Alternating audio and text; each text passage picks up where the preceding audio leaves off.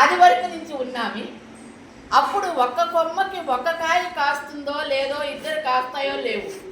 ఇప్పుడు 9 కొమ్మల కాయలు ఇచ్చాను అంటాడు పరమాత్మ.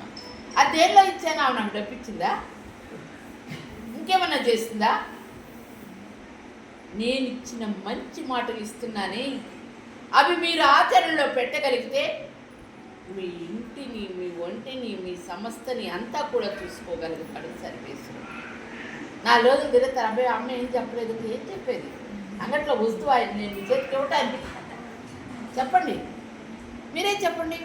ఇలానే 1000 మంది వచ్చి ఆచరించి ఆనందపడి ఆయన దగ్గరికి వెళ్ళిన తర్వాత మనకేమి జరిగిందో ఆడ వంట చేశారు. వంట నా కూర బాగుంది అంటే ఎట్లా తిన్నాడు మీరు కదా చెప్పుకోవాలి.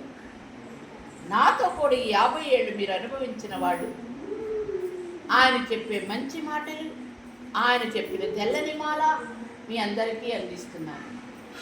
అవి మీరు ఆచరణలో పెట్టండి, ఎలాంటి ఆపదనైనా తొలగిస్తుంది. అయ్యో ముసలాలను తీసుకుపోయి అనాథాశ్రమంగా వేయకండి. మనకు కూడా మన బిడ్డలు ఆశ్రమం ఒకటి ఏర్పరిచి పెడుతుంటే మనం ఏం చేస్తే అదే కదా మనకు రిటర్న్ గిఫ్ట్ ఇస్తాడు కాదా? పెద్దవాళ్ళకి 10 మంది బిడ్డలకు తల్లిదండ్రి ఎంతో చక్కగా చాపుతారు. 10 మంది బిడ్డలు కలిసి తల్లిదండ్రిని ఎరగొడతారు. అలాంటప్పుడు కొబ్బరికాయ కొట్టని అవసరం లేదు. ఎవరైతే తల్లిదండ్రికి సెలవు కప్పగలుగుతారో వాళ్ళు కూడా భగవంతుని చూడవచ్చు. మేము భగవంతుని బాగా నమ్మేమంటారు. ఆయన ఇచ్చిన అన్ని రకాలు వడ్డించుకుంటారు కదా, ఇంట్లో ఆయనకి అంత ప్రసాదం పెట్టేమి, ఇంట్లోకేమో అన్ని మంచి మంచి వస్తువులు తెచ్చుకుంటారు కదా. దేవుడికి రోజు కొబ్బరికాయ కొట్టడానికి ఏమి, 4 దాటి నరకం లేకపోయేదానికి 200 పెట్టి కూర తెచ్చుకుంటాం. ఆయన్ని మాత్రం ఇంట్లో అట్లానే పెడతాం. అది మనకు పాపం అనిపించలేదా? ఒక కొబ్బరికాయ ఇంట్లో కొడుతూనే ఆ నీళ్లు పడి భూదేవి నీ కడుపు చల్లనా అంటుంది. అది ఆయనకి సమర్పిస్తూనే అందులో ఉన్న చల్లదనాన్ని మనకు ప్రసాదిస్తాడు. ఇంట్లో కొబ్బరికాయ ఆయనకి నైవేద్యం పెట్టాలి. డబ్బులు లేవా? అప్పు తెచ్చి పెట్టద్దు. అరటి పళ్ళుకున్నాయా? పెట్టండి. చక్కెర కుందా? పెట్టండి. ఆ చక్కెర కొనే శక్తి కూడలేదా? చేతులు దండం పెట్టండి. ఆయన ఇచ్చిన హృదయంతో స్మరణ చేయండి. అన్నీ ఉండి మనమేమో అన్నీ కొనుక్కుంటాం, మంచి సోఫాలు కొనుక్కుంటాం, మళ్ళీ ఇల్లు కొనుక్కుంటాం, మంచి గుడ్డలు కొనుక్కుంటాం. ఆయన్ని మాత్రం మసిపెట్టి ఇంట్లో పెట్టి మళ్ళీ మేమేం తప్పు తీయండి చేస్తున్నాం. 24 గంటలు మనం తప్పులోనే ఉన్నాం. తప్పులోంచి బయటికి రండి. 3 ఏళ్ళు స్మరణ చేయండి.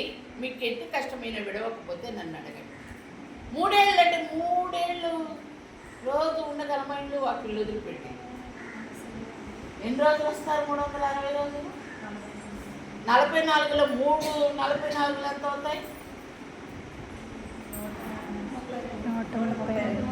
132 రోజులు నాతో కలిసి నడవలేరా? నేనేం చేస్తున్నానో మీరు తెలుసుకోవాలి కదా. ఈ గుడి ఎలా కట్టిందో మీరు కనుక్కోవాలి కదా. నేనేం చేస్తున్నానో మీకు అందరికి తెలియాలి కదా. అందుకు మీరు నాతో కూడా 4 అడుగులు వేసి స్మరణ చేయండి, శరణ కోరండి.